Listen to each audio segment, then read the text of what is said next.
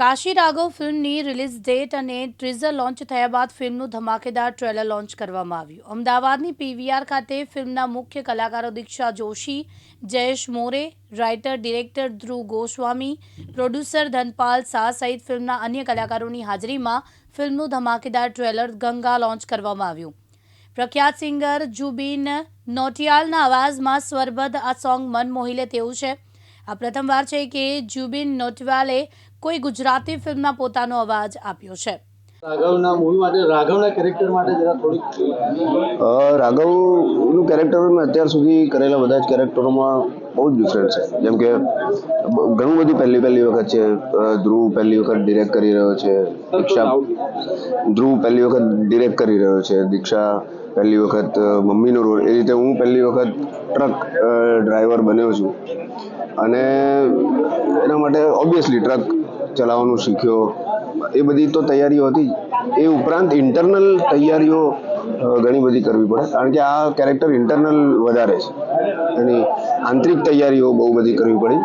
જેમ કે મેં હમણાં કીધું કે રાઘવ જે પણ માણસ જોશે એ બહુ હ્યુમન ઇમોશન પર કામ કરે છે। એટલે દરેક માણસને રાઘવના જીવનની ઘટનાઓ ક્યાંક ને ક્યાંક દેખાશે। એઝ ઇટ ઇઝ નહીં દેખાય, એનો પ્રકાર જુદો હોય પણ દેખાશે। જેમ કે કોઈ મેં કીધું ને એક્સપેક્ટેશન અને રિયાલિટી, તો આપણને જે જોઈતું હોય એ પામવા માટે આપણે અમુક કામો કરી નાખીએ, જેના 2-3 રસ્તા હોય, આપણે જે રસ્તો પસંદ કરીએ એ રીતની આપણી રિયાલિટી બને, એટલે એ આખી સાયકલ કમ્પ્લીટ થાય। તો એ મજાની વાત એ છે કે સ્ક્રિપ્ટમાં એવું કેરેક્ટર છે પહેલી વખત કે ભાઈ એનું આખું કાર્મિક સાયકલ કમ્પ્લીટ થાય। ક્વેશ્ચન માટે સૌથી પહેલાં ખાસું ડિફિકલ્ટ હતું ટુ બી વેરી ઓનેસ્ટ, કારણ કે આખી ફિલ્મમાં જે જર્ની છે એ 2 કેરેક્ટર્સની છે, કાશી અને રાઘવ। એમાં બી કાશીની જર્ની ખાસી ફોલો કરી છે ફિલ્મમેકરે। તો અને કહેવાય ને કે જીવનમાં તમે જેટલું જીવો ને એટલું બધું મેં આ ફિલ્મમાં કાશીએ જીવી લીધું છે અને એની સાથે મેં પણ જીવી લીધું એક ડિફરન્ટ ફેઝિસ, કારણ કે સેક્સ વર્કર પણ છે અને મા પણ છે। તો એક મા જે સેક્સ વર્કર છે એ કેટલું કોમ્પ્લેક્સ ફિલિંગ છે એ પકડવા બહુ ડિફિકલ્ટ હતું। એટલે મેં ટ્રાય કર્યું કે જે આપણે કેરિકેચર જે જોતા હોઈએ ને કે પ્રોસ્ટિટ્યુટ્સ આવા જ હોય, કે આવો જ અવાજ છે, આવી જ રીતે ચાલ્યા, મેં ટ્રાય કર્યું કે હું એ ના પકડું, એના કરતાં મારી બોડીમાં નેચરલી જે આવે છે એને જ ફોલો કરું, રાધર દેન કોપીંગ કે કોઈ બોલિવૂડમાંથી ફિલ્મ જોઈ લીધી ને આ કેરેક્ટર આવી રીતે પરફોર્મ કરે છે, તો એ ટ્રાય હતું। અત્યાર સુધી તમે કેટલી ફિલ્મ કરી છે અને આ ફિલ્મ કરવા માટે અમારી પહેલી ફિલ્મ છે અને પહેલી ફિલ્મ જ મારે એવી કંઈક કરવી હતી જે યુનિક લાગી શકે, ગુજરાતી ફિલ્મમાં કંઈક ચેન્જ કરી શકીએ આપણે લોકો।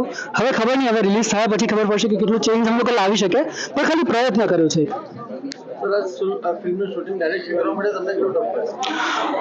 ફ્રેન્કલી સ્પીકિંગ, રિસર્ચ અને બધું જ્યાં સુધી પ્રોપર હોય ને ત્યાં સુધી એટલું ટફ નથી પડતું, પણ હા એમાં ચેલેન્જીસ બહુ જ ગજબના આવી રહ્યા હતા અને બધા ચેલેન્જીસ અમે લોકો ફેસ કરીને, એટલે ટીમ વર્ક હતું આખું। હું એવું નહીં કહું કે હું એકલો ફેસ કરી રહ્યો હતો, આખી ટીમ બધી જ વસ્તુઓને ફેસ કરી રહી હતી અને એના કારણે જે પણ ફિલ્મ સારી બની રહી છે કે બનશે આગળ, જે પણ પબ્લિકનો આગળ પ્રતિસાદ મળશે, જસ્ટ બીકોઝ ઓફ મારી ટીમ અને પ્રોડ્યુસર સરનો સપોર્ટ, ધેટ્સ ઇટ।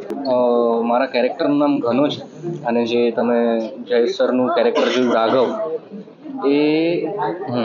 તો એ રાઘવની સાથે ટ્રકમાં એની સાથે એનો ડ્રાઈવર છે અને અમે બંને જોડે જોઈએ છીએ અને આખા પિક્ચરમાં જે પણ ઘટનાઓ ઘટે છે અને જે પણ બધી વસ્તુઓ થાય છે એ આની સાથે જ થાય। તો એ જે રાઘવ છે એની સાથે ઘનો છે અને આખી ફિલ્મમાં થ્રુ આઉટ એ ઘટનાઓ જે છે એ જીવે છે। આ મૂવીમાં અમને જોવા મળ્યું કે તમે જ્યારે છોકરી ખોવા છે ત્યારે તમને ખબર પડે છે રિયલાઇઝ થાય છે કે આ ખોટું છે, તમે અલગ થઈ જાવ છો, તમે મદનને કેવી રીતના સપોર્ટ મારો છો, ક્યાં સુધી? હવે એ તો ફરીથી તમારે ફિલ્મમાં જ જોવું પડશે કે કઈ રીતનું છે, પણ હા ફર્સ્ટ રિએક્શન જે મારું એ સાંભળીને જે હતું એ તો એ જ હતું કે આપણે આ બધી વસ્તુ ના કરવી જોઈએ, પણ એના પછી શું ટર્ન આઉટ થાય છે, એના પછી મારી અંદર શું વિચાર આવે છે કેરેક્ટરની અંદર, હવે એ બધું તમારે 3જી તારીખે જોવું પડશે।